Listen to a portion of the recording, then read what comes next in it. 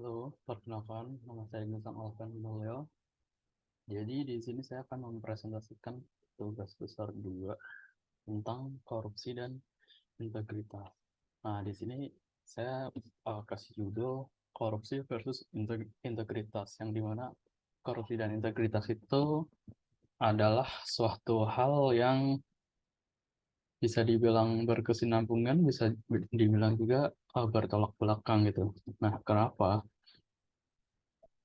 Penjelasannya ada di yang pertama, apa sih itu korupsi gitu. Jadi korupsi itu kalau menurut bahasa Latin itu berasal dari kata corruptio yang berarti buruk, busuk, atau hal-hal yang jelek gitu ya, hal-hal yang buruk gitu. Nah, korupsi itu salah satu contoh nyata akan rendahnya moralitas dan rasa malu, sehingga yang menonjol itu hanyalah rasa keserakahan. Jadi orang yang tidak berintegritas tuh akan mudah tergoda untuk korupsi gitu ya. Lalu apa sih persepsi masyarakat terhadap korupsi ini, terutama di Indonesia gitu ya. Nah, kelompok masyarakat yang paling terdampak itu sebenarnya adalah masyarakat kelas menengah ke bawah, terutama kelas bawah. Eh, Soalnya secara tidak langsung mereka yang akan sangat terdampak dari eh, hal-hal dari hasil korupsi para pejabat-pejabat begitu ya.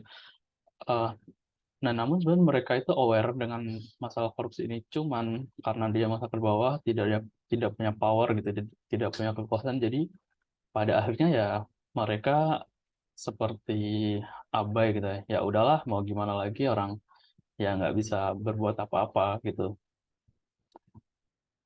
Nah, faktor-faktor penyebab korupsi itu ada beberapa hal yang saya sorot. Yang pertama itu penegakan hukum itu tidak konsisten, terutama di Indonesia. Jadi mungkin kasus korupsi yang besar, tapi hukumannya ringan, cuma penjara beberapa tahun. Jadi kayak orang itu melakukan korupsi itu tidak takut gitu, karena penegakan hukumnya itu nggak ngeri di negara lain. Contoh di China gitu. Di China itu kan kalau ada pejabat korupsi, dia hukumannya bisa dihukum mati gitu maksimal. Nah, beda kalau di Indo itu cuman hukuman-hukuman ringan. Jadi banyak orang yang melakukan hal-hal korupsi itu ya seperti hal biasa gitu, karena hukumannya dia merasa uh, akan bisa ringan dan akan bisa dibuat ringan gitu. Nah, yang kedua faktornya itu adalah penyalahgunaan kekuasaan. Jadi orang sudah merasa punya power gitu, jadi ya udah, itu balik lagi karena hukumnya lemah, jadi orang punya power besar, ya sudah, mereka tidak takut gitu ya. Nah, lalu kalau ditarik ke belakang, sebenarnya dari zaman dahulu tuh di Indonesia emang sudah menjadi budaya gitu, budaya memberi upeti. Jadi kayak di zaman-zaman kerajaan dulu emang agar misal suatu bisnis lancar itu memberi upeti ke penguasa. Jadi emang sebenarnya kalau ditarik ke belakang itu emang menjadi budaya yang sangat lama di Indonesia. Nah, yang terakhir tuh sebenarnya lebih ke personal, yaitu gagalnya pendidikan agama dan etika si orang itu sendiri. Jadi orang itu kalau eh, ya secara agama dia pemahamannya kurang dan mungkin akan mudah tergoda gitu, dan kebanyakan orang-orang seperti itu emang etikanya tuh sangat rendah. Lalu fenomena korupsi di Indonesia. Nah, kemampuan SDA-nya tuh sebenarnya di Indonesia tuh nggak rendah-rendah amat ya. Cuman kebanyakan yang terjadi sekarang, orang-orang yang menduduki posisi-posisi eh, penting, misal ya pejabat atau apa, rata-rata mereka itu tidak mumpuni di bidang tersebut gitu. Jadi kayak sayang banget di posisi A, tapi orangnya bukan dari orang A gitu. Nah, itu hal-hal yang membuat bisa orang menjadi korupsi, karena mungkin dia ngelihatnya banyak celah karena dia tidak mengerti 100% tentang jabatan yang dia jabat gitu. Lalu kolusi dan nepotisme. Nah, ini balik ke poin satu, mungkin karena mungkin banyaknya posisi-posisi penting itu diisi orang yang kurang kompeten karena nepotisme di Indo itu masih cukup kuat ya. Mungkin kita udah reformasi, cuman ya sebenarnya pada kenyataannya masih sama-sama aja. Contoh paling gampangnya itu ya ada pejabat, em, misal pemerintah, pejabat daerah gitu, ketika ayahnya sudah habis masa jabatannya dan sudah dua periode gitu misal, cuman di keluarga itu masih pengen tetap menjabat di daerah itu ya, besar kemungkinan anaknya atau istrinya atau saudaranya yang sekeluarga sama dia itu yang masih akan menjadi pemenang di daerah tersebut gitu. Nah, lalu berkesinambungan juga dengan ambisi memuaskan kepentingan pribadi. Nah, jadi sebenarnya ketiga poin yang saya angkat ini ya berkesinambungan gitu. Jadi karena ambisi pribadi dilakukanlah nepotisme. Nah, muncullah SDA-nya yang kurang mumpuni. Jadi hal-hal yang bisa membuat korupsi itu sebenarnya sudah sangat jelas, cuman ya itu tadi penegakan hukum di Indonesia itu masih kurang bagus seperti itu. Nah, korupsi di Indonesia itu sudah apa ya? Sudah seperti menjadi penyakit sosial yang sangat berbahaya dan mengancam semua aspek kehidupan bermasyarakat.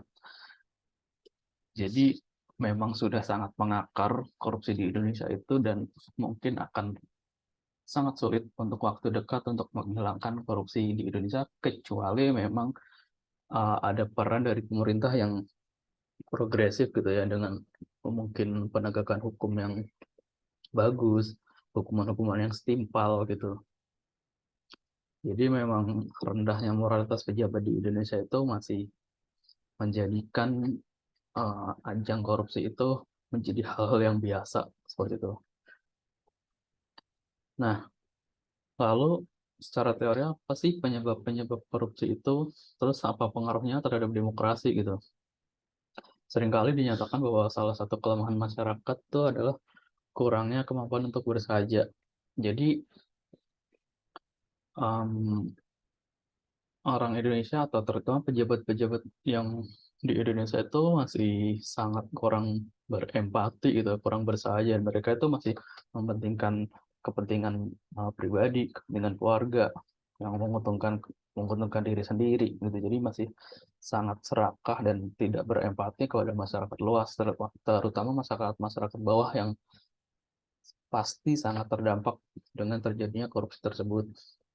Contoh paling real dan paling dekat itu kan yang ketika kita COVID kemarin, masih masa-masa COVID kemarin kan ada salah satu menteri sosial yang bahkan korupsinya itu sangat-sangat di luar nalar gitu. Itu adalah ada program sosial gitu masih saja dikorupsi. Jadi memang program sosial kan ditujukan untuk masyarakat bawah gitu yang terdampak gara-gara COVID kemarin. Cuman ya tetap saja masih dikorupsi. Jadi itu kayak udah nggak habis pikir gitu ya. Eh, udah eh, lagi susah gitu, terus lagi ada penyakit juga, ada virus juga, masih saja mementingkan kepentingan sendiri gitu. Dan pengaruhnya terhadap demokrasi ya tadi, orang menjadi tidak percaya dengan pejabat-pejabat kita karena terlalu banyaknya korupsi yang terjadi. Eh, jadi demokrasi itu cuma seperti pesta sesaat gitu, pesta pemilu. Habis itu ya sudah balik lagi ke mode awal gitu, ya mode kolusi dan nepotisme gitu. Jadi orang bahkan sekarang malah ya ada gerakan-gerakan mahasiswa yang banyak direpresi gitu. Ya itu contoh dari demokrasi yang menurun karena korupsi, kolusi dan nepotisme. Nah, lalu apa hubungannya korupsi sama integritas sih gitu?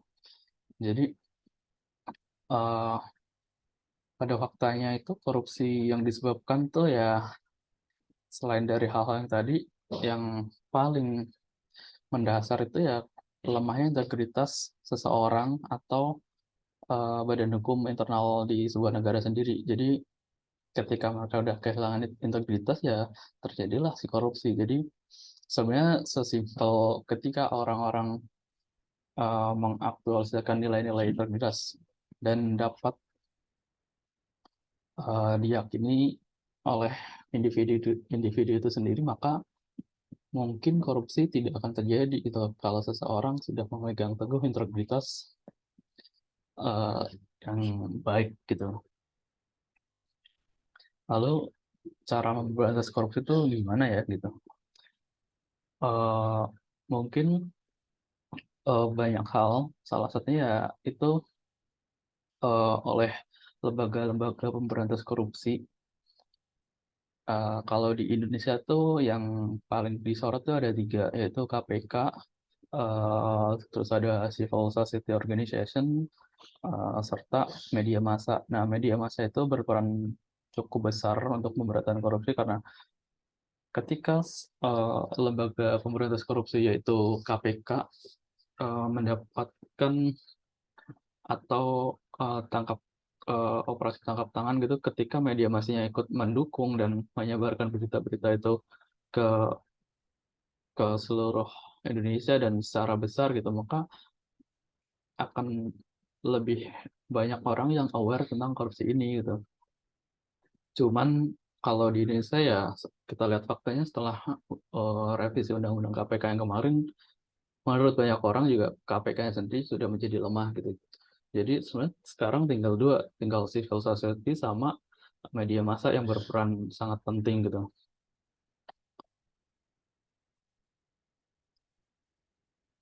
Namun, sebenarnya harus diakui juga, sebelum kemarin Undang-Undang KPK direvisi itu di Indonesia udah cukup, apa ya, pemberantasan korupsi itu udah cukup, masif lah, udah cukup banyak dan, eee, namun ya mungkin balik lagi tadi karena kolusi yang terjadi, pejabat-pejabat itu merasa merasa apa ya, merasa ada tanda kutip tuh diganggu gitu sama KPK, maka KPK sendiri yang dilemahkan, direvisi undang-undangnya. Nah, jadi balik lagi ke judul awal saya tadi yaitu korupsi versus integritas. Jadi